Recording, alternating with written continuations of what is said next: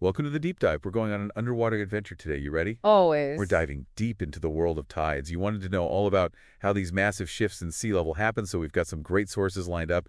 We're going to uncover the science behind it, the impact it has, and maybe even a few surprising stories along the way. Are you ready to get your feet wet?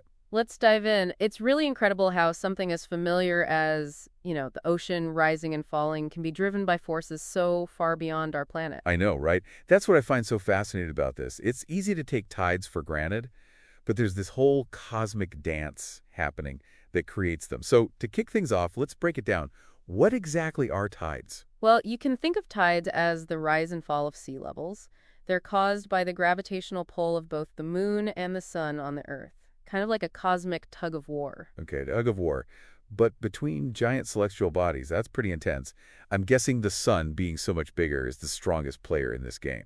You'd think so, right? But that's where it gets really interesting. The moon, even though it's smaller, actually has a greater influence on tides. And that's because it's much closer to Earth. You see, the strength of gravity depends on both mass and distance. Ah, so it's like having a small but mighty friend standing right next to you versus a giant far away. The moon's proximity just really amps up its gravitational power. Exactly. The moon's gravity pulls the water on the side of Earth closest to it, and that creates a bulge. And here's the cool part. A corresponding bulge also forms on the opposite side of the Earth. Wait, hold on. Why would there be a bulge on the side opposite the moon? Wouldn't the moon be pulling away from that water? I know, right? It seems a little counterintuitive, but it all comes down to inertia.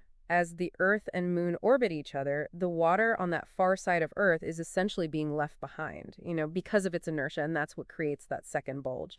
Oh, I see. Okay, that makes sense. So as the Earth spins, different locations rotate through these bulges, experiencing high tides and then the troughs between them, resulting in low tides. It's like riding a cosmic wave. That's a great way to picture it. And remember, the Earth isn't just spinning, it's also orbiting the sun. And this means the sun's gravity also plays a role in tides, just not as much as the moon. Okay, so we've got this really intricate interplay of forces happening here. But I've heard that not all tides are created equal. What are some of the different types of tides we might see out there? Good point. There are definitely a few key variations. The most common ones are semi-diurnal tides. That means you get two high tides and two low tides of roughly equal height each day. But some places experience something called diurnal tides with just one high and one low tide each day. And then there are mixed tides, which, you guessed it, are somewhere in between. So much tidal variety. I can imagine the height difference between high and low tide can be pretty dramatic in some places. Absolutely. And that brings us to a really interesting phenomenon, spring and neap tides. Have you ever heard of those? I have, but I'm not sure I totally understand how they work. Well, spring tides occur when the sun, earth, and moon are all pretty much in alignment. During these times, the gravitational forces of the sun and moon combine, and that creates super strong pulls on the oceans. That leads to higher high tides and lower low tides. So spring tides are like the super tides. What about neap tides? Are those the more mellow ones? Exactly. Neap tides happen when the sun and moon are at right angles to each other. This way, their gravitational forces are kind of counteracting each other, and this results in less extreme tides. The highs aren't as high and the lows aren't as low. Wow, it's amazing how the positions of these celestial bodies can have such a noticeable effect of our oceans. It makes you feel connected to the cosmos. I know what you mean, and the whole thing gets even more complex when we start thinking about the geography of our planet.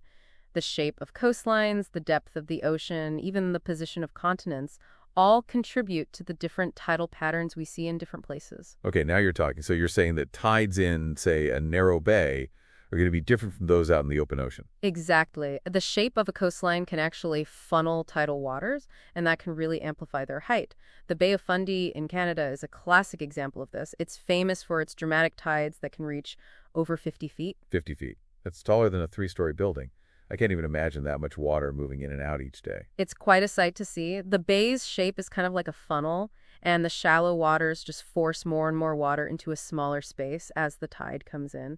That's what creates those record-breaking heights. Mind-blowing. So it's not just the moon and the sun we have to think about, but also the Earth's own features.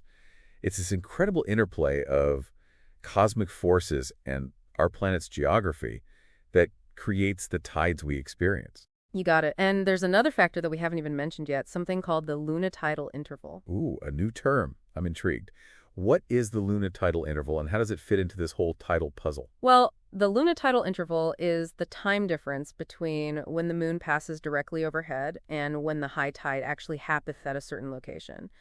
And it's not always immediate. It can vary a lot depending on the local geography. So even if the moon is pulling directly overhead, the high tide might not happen right at that moment. There's a delay, and that delay is different depending on where you are on the coast. Exactly. Think about it. The water doesn't just move instantly. It takes time for that tidal bulge to travel across the ocean, and all sorts of things can affect that travel time, like the shape of the coastline, the depth of the water, even any underwater obstacles that get in the way. Fascinating. It's like the water has its own inertia, and it's navigating this underwater landscape. So the lunitidal interval is kind of like a local time zone for tides, unique to each spot on the coast. That's a great way to put it, and understanding this interval is really important for things like navigation and coastal planning. Imagine trying to sail into a harbor without knowing when the high tide will actually arrive. Yikes, that could make for a rough arrival. Okay, so we've got these cosmic forces, the intricate geography of our planet, and even this local time delay, all playing a role in creating the tides. This is turning out to be a lot more complex than I ever imagined. And we're just scratching the surface. There's a whole other dimension to this tidal dance that we need to explore: the horizontal movement of water, what we call tidal currents. Okay, now you really got me hooked. Let's dive into those currents and see where they take us. You ready to ride these tidal currents? Oh, absolutely. We've talked about the vertical rise and fall of tides, but now I'm really curious about this horizontal movement of water. It seems like it adds a whole other level of complexity. It really does. You can think of tidal currents as like rivers in the ocean, driven by the rising and falling tides. As water is pulled towards those tidal bulges, it creates these currents that can flow in and out of bays, along coastlines, and even through narrow straits. So these currents aren't just random swirls, they have specific directions and patterns to them. Exactly. And understanding those patterns is so important for anyone who's spending time on or near the water. I mean, we're talking sailors navigating ships, fishermen setting their nets, all kinds of folks. I bet. I could only imagine trying to sail against a strong tidal current would be like trying to swim upstream. Exhausting and probably pretty dangerous too. You got it. Sailors have had to learn how to work with these tidal currents for centuries. I mean, in some places, strong currents can actually help propel ships along their routes, but in other spots, they can be a real challenge, especially in narrow channels or around islands. It sounds like a real-life nautical obstacle course. It makes you realize how much knowledge and skill it takes to navigate those watery highways safely. Are there any specific spots that come to mind that are particularly tricky when it comes to navigating tidal currents? Definitely. One really fascinating example is the Strait of Gibraltar, where the Atlantic Ocean meets the Mediterranean Sea. The tides in those two bodies of water are actually out of sync, and that creates this really complex interplay of currents that can be quite difficult for ships to navigate. Wow, that sounds challenging. But speaking of skill, what about the fishermen? They must have to have a really good understanding of those tidal currents to be successful, right? Yeah, I imagine knowing where the fish are likely to be based on the currents would give you a huge advantage. For sure. Some fish actually use those tidal currents to their advantage, riding them to new feeding grounds or spawning areas. Fishermen who get those patterns can set their nets or lines in just the right spots to, well, maximize their catch. That's so cool. It's like this back and forth between humans and nature. We're all trying to predict and work with the rhythms of the ocean. Exactly. We can't forget about the role those tidal currents play in shaping the ecosystems themselves. How do currents affect the underwater world? I'm curious. Well, for one thing, they help to distribute nutrients and oxygen throughout the ocean. You see those currents mix the water column, bringing fresh supplies of nutrients up to the surface and carrying oxygen down to the deeper waters. That's vital for keeping a healthy and diverse marine life population. Ah, so it's like the ocean's own circulatory system, keeping everything flowing and balanced. You got it. Those currents even help disperse larvae and seeds of marine organisms, which helps populate new areas and maintain genetic diversity. Wow, it's incredible how these seemingly invisible forces can have such a huge impact on the whole ocean ecosystem. It really is a reminder that everything is connected. It really is. And these ways, those tidal currents are even being harnessed by humans as a source of renewable energy. Tidal energy, that's right, we touched on that earlier. I'd love to know more about how we could actually capture the power of those currents. It's some pretty amazing technology. Basically, underwater turbines are placed in areas where those tidal currents are really strong. And as the water flows past those turbine blades, it spins them, just like a windmill, generating electricity. Oh, I see. So it's like underwater windmills, but powered by the ocean's currents instead of the wind.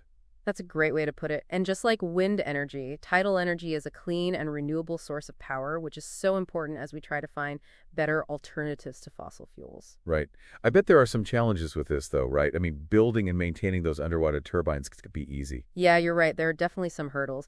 The initial costs for building those tidal power plants can be pretty high, and it's not always easy to find the perfect spot with currents that are strong enough. Plus, we have to think about the environment too.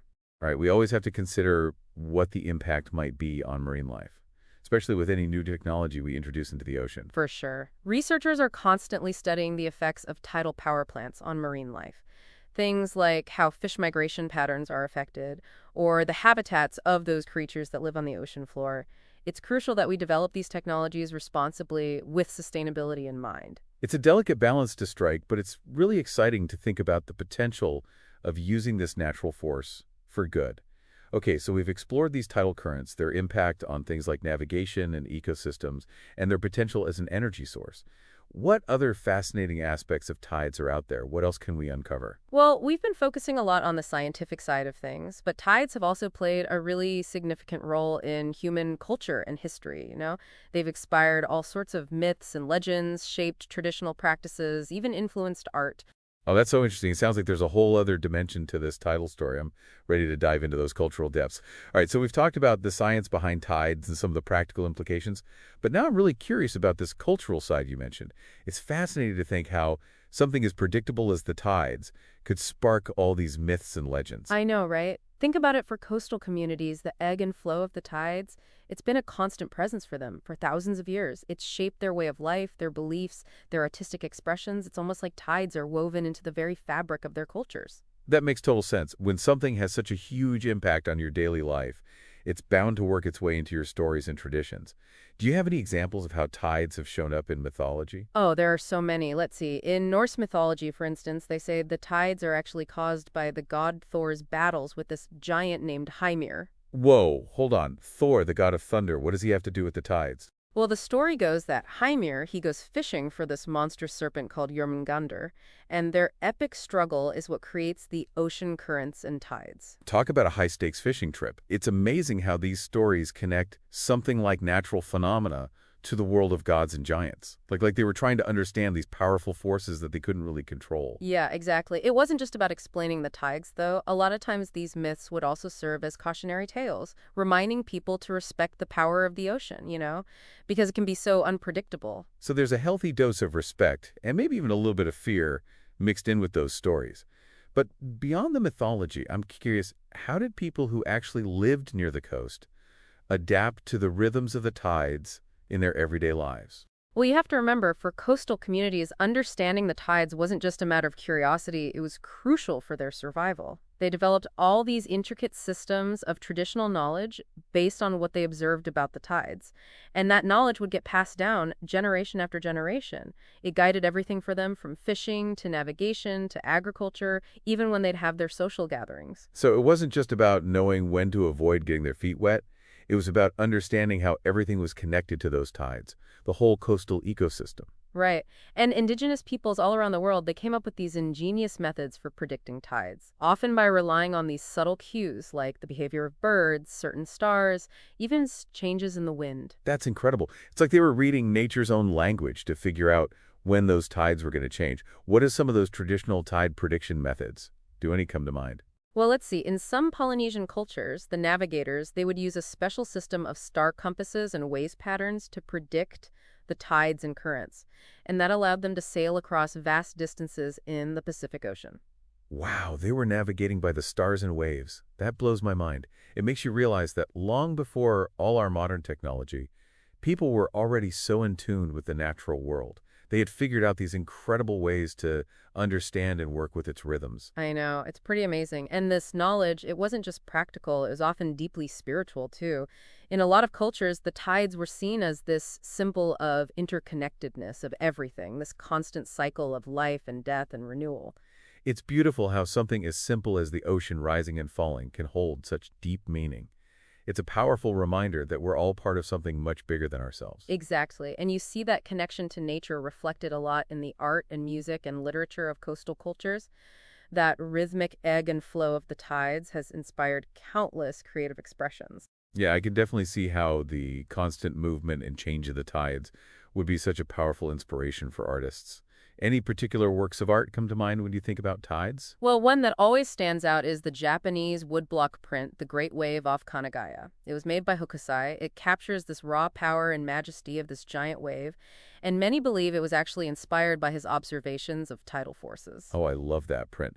The way that wave looks, it's both beautiful and kind of terrifying at the same time. It's such a captivating image. It really is a perfect visual for the sheer power of nature. It really is. And if you look at literature, tides are often used as this metaphor for the passage of time, the inevitability of change. They represent the predictable rhythms of life, but also those unpredictable forces that can completely change our path. It's amazing how something that we can explain scientifically, like tides, can still hold such deep cultural and symbolic meaning for us. It feels like we've gone on this whole journey from understanding the physics to appreciating the cultural impact and really seeing how interconnected we are to this incredible phenomenon. I think that's a perfect way to put it. By exploring tides, we've gone beyond just the science and practical stuff. We've gained a much deeper appreciation for how humans have interacted with tides throughout history. It's a journey that's both intellectually stimulating and really enriching, I think. Couldn't agree more. Thanks for taking us on this tidal adventure. It's been a fantastic deep dive. And for everyone listening, thanks for riding the waves of knowledge with us. We'll catch you next time. But until then, keep exploring and stay curious.